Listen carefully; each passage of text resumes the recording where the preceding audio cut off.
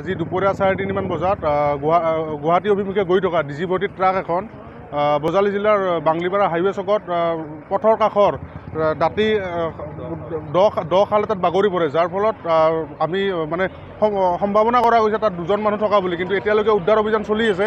তাত কি আছে, কেইজন আছে এতিয়ালৈকে গম পোৱা হোৱা নাই।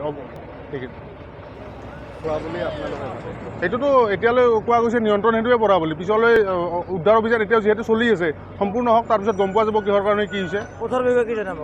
পথৰ বিষয়ে এইটোতো আপোনাৰ ভৱানীপুৰৰ পৰা যদি আমি পাঠশালালৈ চাব যাওঁ, পথৰ অৱস্থা নিশ্চয়কৈ জৰাজীৰ্ণ অৱস্থা পৰি আছে ইয়াতে।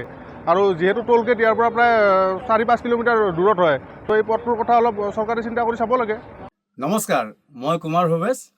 এনি ভাৰত 24-এ এটা ৰিয়েলিটি শ্ব'ৰ আয়োজন কৰিছে, আৰু এই শ্ব'টিৰ নাম হ'ল জুবিনৰ গানে কি আনে। এনি ভাৰত 24লৈ মোৰ শুভকামনা থাকিল, আৰু আপোনালোকক অনুৰোধ জনাইছোঁ এই অনুষ্ঠানটিলৈ আহক আৰু সহযোগিতা আগবঢ়াওক। ধন্যবাদ।